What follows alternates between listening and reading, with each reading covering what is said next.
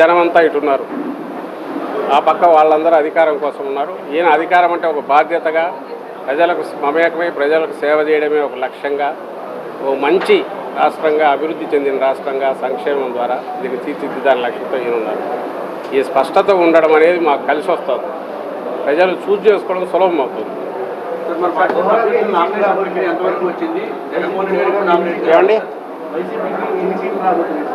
చెప్పాను కదా, గతంలో 151 ప్లస్ ఎంతనే చూద్దాం. లెటర్స్ బై 90 కోట్ల రూపాయలు అఫిడవిట్లో జగన్ ఫ్యామిలీ నుంచి ఫ్యామిలీకి అప్పు ఇవ్వాలని చెప్పేసి అఫిడవిట్లో రాశారు. ఉన్న విషయం రాసింటారు, ఏముందట. ఆమె ఇంకో పార్టీకి అధ్యక్షురాలైనంత మాత్రాన జగన్మోహన్ రెడ్డి గారి చెల్లెలు కాకుండా పోరు, అలాగే ఆమె కుటుంబ సభ్యురాలు కాకుండా పోరు. అందువల్ల వాళ్ళ మధ్య ఉన్న సంబంధాలు ఉన్నాయో అక్కడ కంపల్సరీగా డిక్లేర్ చేయాలి కాబట్టి అందులో వచ్చింది. దాని ప్రత్యేకంగా వేరే అర్థం బాగా జరుగుతున్నాయి. సీఎం గారు 25వ తేదీ నామినేషన్ వేస్తారు అండ్ మేనిఫెస్టో కూడా డ్యూ కోర్స్లో వస్తుంది. Thank you.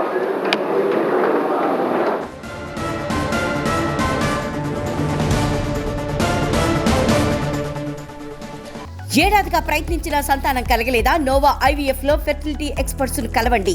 మాతృత్వం కల నెరవేర్చుకోవడానికి ఉచితంగా సంప్రదించండి. జగన్ ఒక్కడు ఒకవైపు, గుంటనక్కలు తోడేళ్లన్నీ ఒకవైపు అంటూ సజ్జల కామెంట్ చేశారు. 151 కంటే ఈసారి ఎక్కువే వస్తాయని ధీమా వ్యక్తం చేస్తున్నారు. పవన్ ఏ రోజు నాయకుడిలా మాట్లాడలేదంటున్నారు సజ్జల. ఒక పార్టీ అధినేతలా పవన్ వ్యాఖ్యలు లేవు, ఆయన వ్యవహారం లేదు అంటున్నారు సజ్జల.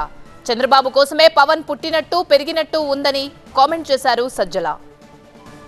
చంద్రబాబు బటన్ నొక్కితేనే పవన్ మాట్లాడతారు, ఆయన ఒక పార్టీ అధినేతగా వ్యవహరించింది లేదు. జగన్ ఒక్కడు ఒకవైపు, గుంటనక్కలు తోడేళ్లన్నీ ఒకవైపు ఉన్నాయని, అయినా సరే 151 కంటే ఈసారి ఎక్కువే వస్తాయంటూ ధీమా వ్యక్తం చేశారు. పవన్ ఏ రోజు కూడా నాయకుడిలా వ్యవహరించలేదు, మాట్లాడలేదు అంటూ కామెంట్ చేశారు. ఒక పార్టీ అధినేతలా పవన్ వ్యాఖ్యలు ఎప్పుడూ లేవంటూ కామెంట్ చేశారు సజ్జల. చంద్రబాబు కోసమే పవన్ పుట్టినట్టు పెరిగినట్టు వ్యవహరిస్తున్నారంటూ కామెంట్ చేశారు సజ్జల. చంద్రబాబు బటన్ నొక్కితేనే పవన్ మాట్లాడతారు, ఆయన ఒక అధినేతలాగా ఎప్పుడూ వ్యవహరించలేదు. జగన్ ఒక్కడు ఒకవైపు ఉన్నారు, గుంటనక్కలు తోడేళ్లన్నీ మరోవైపు ఉన్నాయంటూ కామెంట్ చేశారు.